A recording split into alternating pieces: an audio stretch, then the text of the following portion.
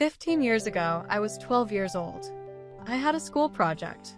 We had to write a letter to a student in another country. I did not want to do it. It seemed boring. Who writes letters anymore? But my teacher made us. So I wrote a letter to a girl in Japan. Her name was Yuki. I introduced myself. I told her about my cat and my favorite food. I did not expect her to reply, but she did. And that letter changed my life.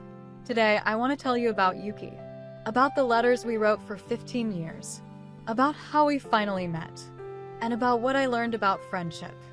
This story is about distance, patience, and the magic of paper. I was in 7th grade. My English teacher, Mrs. Davis, gave us a strange assignment. You will each write a letter to a student in a different country, she said. You will introduce yourself.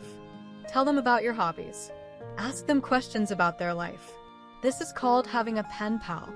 I thought it was stupid. I had a phone. I had a computer.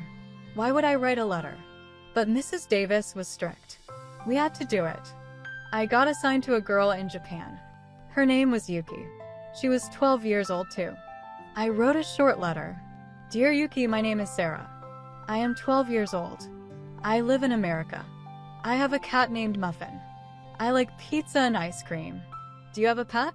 What is your favorite food? Please write back. From your friend, Sarah. I put the letter in an envelope. I mailed it. I forgot about it. 3 weeks later, I received a letter. The envelope had Japanese stamps. I opened it carefully. Yuki had written back. Her handwriting was neat and small. Dear Sarah, thank you for your letter. My name is Yuki. I am 12 years old. I live in Tokyo. I do not have a pet, but I have a little brother. His name is Kenji. He is annoying.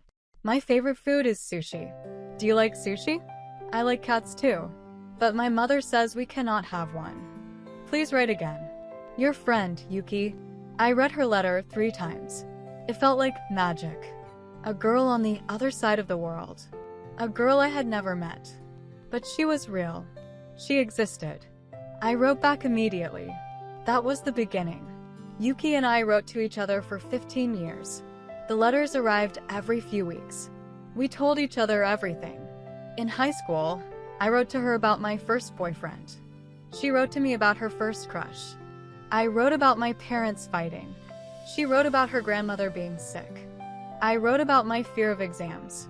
She wrote about her dream of being an artist. The letters were not just words. They were small pieces of our lives. Sometimes I would find a pressed flower in her letter. Sometimes she would put a small drawing. Once, she sent me a little origami crane. I kept all her letters in a shoebox under my bed. 32 letters in 15 years. Each one carefully folded. Each one smelled faintly of her perfume or her home. But life is not always easy. When I was 22, I lost my father. It was the hardest time of my life. I did not want to talk to anyone. I did not want to write letters. For 6 months, I did not write to Yuki. I thought, she will forget about me. She will find other friends. I am too sad to be a good friend. But Yuki did not give up. She kept writing. One letter came, then another, then another. Dear Sarah, I am worried about you. Please write me. Just one line. Tell me you are alive. Please. I cried when I read that. I wrote back. Dear Yuki, I'm sorry I was gone. My father died. I was lost. But I am here now. Thank you for waiting for me. She wrote back quickly. Her letter was different this time. There were no jokes. No drawings. Just words. Warm, patient words. I am so sorry, Sarah. I am crying as I write this. I wish I could give you a hug. I will wait for you. Write when you can. Always. Your friend, Yuki. She waited for me. And I came back.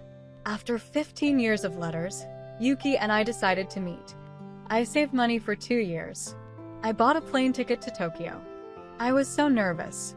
What if we did not like each other in person? What if the letters were better than reality? I arrived in Tokyo at night. Yuki was waiting at the airport. I recognized her immediately. She was taller than I imagined. But her smile was the same smile I had imagined for 15 years. We ran toward each other. We hugged. And we both cried. "You're real," I said. "You're actually real." "You too," she said. "You are more beautiful than your letters." We laughed. We cried. We hugged again. I stayed in Japan for 2 weeks. Yuki took me everywhere. We ate sushi together. We visited temples. We walked through busy streets with bright lights. She showed me her favorite bookstore. I met her mother. Her annoying little brother was now a grown man. He was not annoying anymore. He was kind and funny. One evening, we sat on a rooftop. We looked at the city lights.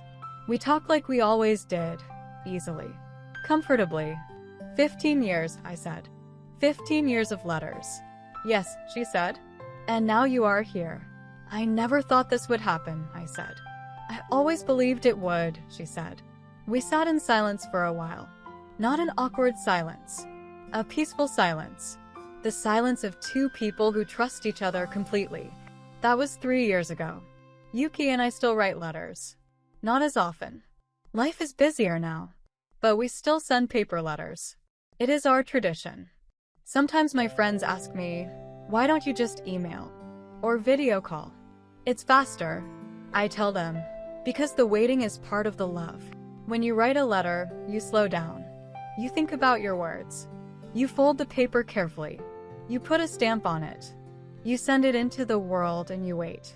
And then one day an envelope arrives. It has her handwriting on it. And you feel like a child on Christmas morning. That feeling is special. It is patient. It is kind. It is what real friendship feels like. Yuki and I are different in many ways. We speak different languages. We grew up in different countries. We have different cultures and different families. But we are the same in one important way. We believe in showing up. In waiting. In saying, "I will be here." Right when you can. I will always wait. That is what 15 years of letters taught me. Friendship is not about talking every day. It is about being there when it matters. It is about finding someone who sees you, even across oceans, even across years. And when you find that person, hold on to them. Write letters. Send small gifts. Show up. Because real friendship is rare. And it is worth every stamp. Thank you for listening to this Level 3 English story. Before we do our grammar and vocabulary lesson, here is my question for you. Have you ever had a friend far away? A pen pal? A friend who moved to another country? How did you stay in touch? Tell me your story in the comments. I read every comment. Now, let's learn some English from today's story. The phrasal verb, write back. In the story, I said, she wrote back immediately. Write back means to reply to a letter, email, or message. Example, I sent her an email. She wrote back within an hour. Another example, he wrote me a long letter, but I never wrote back. Other similar phrases. Call back means, return a phone call. Text back means, reply to a text message. Get back to someone means, reply later. Examples. She called me. I called her back. I'll text you. Please text me back. I don't know the answer. I'll get back to you tomorrow.